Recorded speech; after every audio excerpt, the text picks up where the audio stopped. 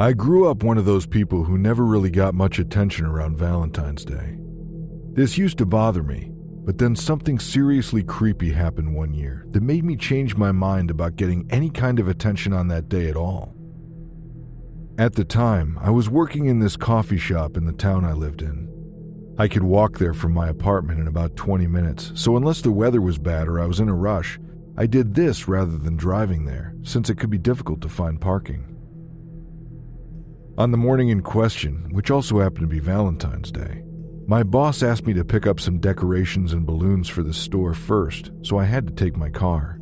I managed to find a parking space outside of the coffee shop and helped my colleagues put up the decorations. Heart-shaped balloons, banners, that type of thing. During a quiet period, my coworkers and I were taking a break when a customer walked in. I told my coworker that I'd serve him and went out to the counter. It was a man I hadn't seen in there before. He was about 50-ish and wouldn't have been memorable if it wasn't for his eyes. They seemed to fix on me in a bug-like way, and he didn't look away from me, not for the whole time he placed his order.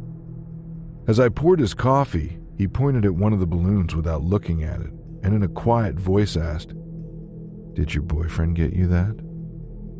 I shook my head and carried on making his drink, but he kept on asking me weird questions like if I had anything nice planned for Valentine's Day and if anyone was spoiling me. I didn't answer him. I just forced a smile and served him his drink.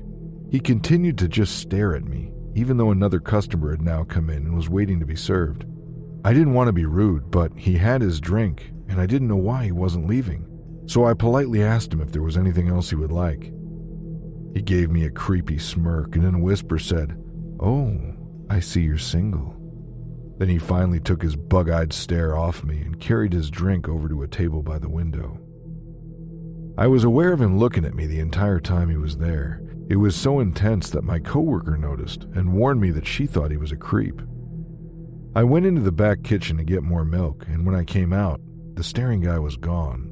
But as I cleared his table, I found a $10 bill underneath his coffee cup, folded into a heart shape.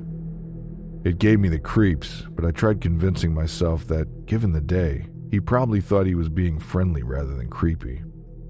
Yeah, turns out I should have trusted my instincts. Since my boss had her own plans for Valentine's Day and I didn't, I agreed to lock up for her. She said I could take any leftover cake or pastries I wanted home with me, so I was boxing some of them up to comfort myself on another lonely Valentine's Day when I heard the door open. I said over the counter, "Sorry, we're closed." When I looked up, I felt my heart nearly jump out of my chest. It was the bug-eyed man. I told him again that we weren't open anymore, but he continued to stand in front of the closed door, just stare at me. This made me feel so uncomfortable, but I knew I needed to remain calm, so I smiled at him and told him I was closing up, but he could have my box of cakes and pastries if he wanted. In a whispered voice, he said, "There's something more I'd like." I knew I needed to get out of there, so I slid a fork under the cake box, took a deep breath, and walked toward the door. He reached out and gripped my wrist, squeezing it as hard as he could. I told him he was hurting me and begged him to let me go, but he seemed even more delighted by my discomfort. He stared at me as he muttered about making my Valentine's wishes come true. I'd rather be alone forever instead of being with someone like him. The fact he was even saying this was so terrifying to me. I couldn't balance the fork beneath the cake box anymore, so the box fell to the ground. This distracted him enough, and my survival instincts kicked in. In pure survival mode, I lunged forward and stabbed the fork into his neck and ran the heck out of there. I saw him stagger out after me, cursing and pressing his hand to the fork stuck in his neck. I ran over to my car, locked myself in it, and despite my hysterical state, somehow managed to drive myself away from there. I called my boss and explained what happened and how I hadn't been able to lock up the shop. She drove there with her husband. She saw the cakes and splatters of blood on the floor, but there was no sign of the man. She reported the incident to the police for me, but they never managed to track down the suspect. I continued working in the coffee house for a few months after that, but I became so skittish and uncomfortable, especially whenever a customer came in that looked similar to that deranged man. Valentine's Day may be a wonderful day for some people, but it has a dark side. From that day on, I know I've already experienced enough to never want any kind of attention on that day ever again. I worked in a restaurant, and Valentine's Day was always one of my least favorite days to work a shift there. It wasn't that I was anti-love or anything like that, but from my experience, I found that couples typically had ridiculous expectations on that particular day. This one Valentine's Day was no different, only I didn't expect it to take such a disturbing turn. The restaurant was fully booked, and I hadn't taken a break in hours. I was trying to be friendly and fill my customers' ridiculous requests the best I could. So by the end of my shift, when the last couple came in and started acting strangely, I found my tolerance nearing its limit. They were odd from the start. The woman wore a dress that looked like it had been constructed from an old burlap sack, while the man was wearing a suit 2 sizes too big. As they waited at the front entrance to be seated, the woman turned to the coat hanger and started petting the jacket. Then I saw her grab a handful of a burgundy coat belonging to another customer that was hanging there and sniff it. Her weird actions hadn't gone unnoticed by the other customers, and the woman whose coat it was waved me over and asked me to do something about it. By this point, I thought it was normal that I had to deal with the crazies at the end of my shift, so I walked over to them, veered the woman away from the jacket, and politely asked for the name of the reservation. The man didn't speak. He just leaned over the table, tapped his finger on a name on the reservation book, Roger Jones. I led them over to a table in the far corner, away from all the remaining couples, handed them menus, and said I'd be back in a minute to take their drink orders. Before I turned to walk away, I saw the woman had placed her purse on the table and was petting it the same way she petted the coat. She caught me watching her and giggled at me. I was running around clearing tables and getting another table their bill when I glanced over at that couple's table and realized something. They'd both left. They weren't in the restroom or outside. Both had disappeared just like that without ordering. This did happen sometimes, but this couple had booked the table 2 weeks ago, so it made no sense for them to just take off like that. I tried to forget about them and carried on with the end of my shift, but I had this weird feeling about it all. Turns out I was right to feel that way, as I heard a blood-curdling scream. I looked over and saw it was the lady who owned the burgundy coat standing by the coat hanger. She put on the coat, put her hand in the pocket, and pulled out a handful of cockroaches. They were scurrying all over her arms and across her feet. The whole place turned into chaos as that woman shrieked and tried pulling off the coat. I had to help get the roaches off her, and afterward, my boss had no choice but to refund that couple, give a remaining couple a discount, and hurry them out of there and close the restaurant for the night. Then we watched the security footage back and saw the woman in the burlap sack dress place something into the coat pocket as she sniffed it. Had to be the cockroaches. Then as we watched the couple stand up and leave the restaurant when no one was watching, she put her hand in her purse and bent down to put something on the floor. Something scurried across the floor, but it was too blurry to see clearly what it was. But we soon discovered what it must have been. A snake. The crazy woman had actually carried a live snake in her purse. Fortunately, animal control was able to catch it and assured us it was a harmless garter snake. We reported the incident to the police, but not surprisingly, the reservation name of Roger Jones turned out was obviously fake. I don't know why that couple did what they did. All I know is that due to their antics that night, the entire restaurant had to be closed for several days to be fumigated.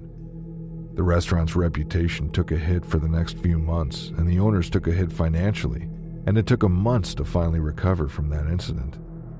Yeah, Valentine's Day sure brings out the crazies. I'd been single for a while. This normally didn't bother me, but being Valentine's Day and seeing all my friends post sappy messages to their partners over social media, it made me feel just a bit lonely. I don't like dating apps, since the last time I used one I ended up matching with creeps who sent me explicit pictures, but as I said, the Valentine's Day loneliness had sucked me in, and I just wanted to meet and talk to someone nice. I scrolled through my photo gallery for a good picture and used that on my profile.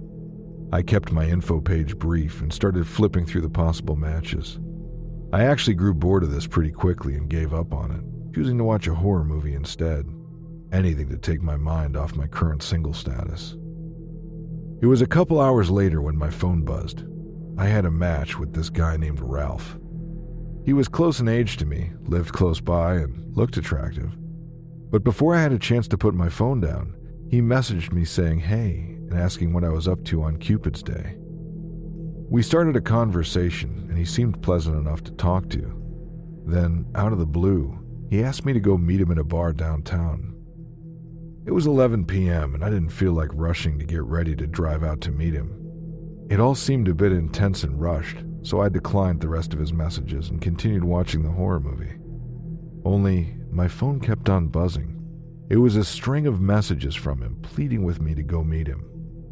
As the messages kept on appearing, the tone seemed to change. His friendly persona soon faded, and he started calling me some vile names. The whole thing gave me such an unsettling feeling, so I felt relieved I'd never agreed to meet him. I blocked him and tried my best to push him from my mind. After that, I finished the movie and went to bed. At about 2:30 a.m., a loud knocking on my front door woke me up. The whole thing freaked me out. I lived alone at the time, so I didn't know who it could be at that hour.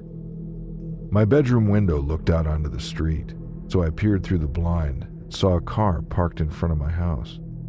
The headlights were on. I kept on watching and saw a shadowy figure appear out of my driveway and get into the passenger side of this car. I watched it drive off, but it took me a good 10 minutes before I stopped shaking enough to go downstairs and check the door. A piece of red paper had been slipped through the bottom of the front door. I picked it up, and after unfolding it, realized it was cut into a heart shape.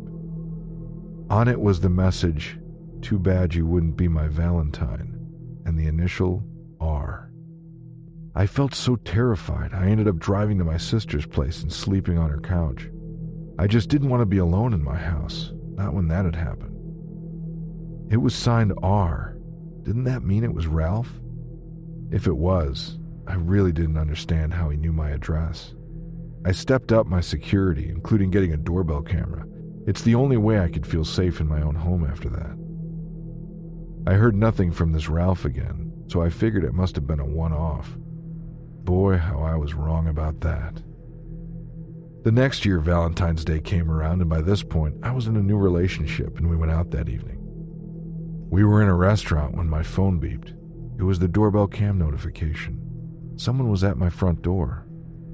I checked the camera and saw someone wearing a hoodie and what looked like a freaky mask from a masquerade ball. They waved at the camera before they left something on my doorstep and just casually walked off. I was shaken up by this and couldn't focus on the rest of the evening. I showed the footage to my boyfriend and explained the situation. He was understanding, and we finished our food, and then he drove me back to my house. The masked figure was gone, but left on the doorstep was a heart-shaped box with the message, "Too bad you wouldn't be my Valentine," and the initial R on it. I was too terrified to open it, so my boyfriend insisted on taking it inside and seeing what was in it. He reappeared looking like he was going to throw up and chucked the box in the trash. When I asked him what it was, he just shook his head, then insisted he was taking me back to his place. I called the police and reported it. They never did find who was behind this, but part of me wonders if it was someone I knew. How else could they have known where I lived? It made my paranoia worse. There's no way I could have stayed in that house for another Valentine's Day. So I moved in with my boyfriend not long after that. This was several years ago, and I never received a visit from that creep again, but still to this day, my boyfriend refuses to tell me what was inside that heart-shaped box.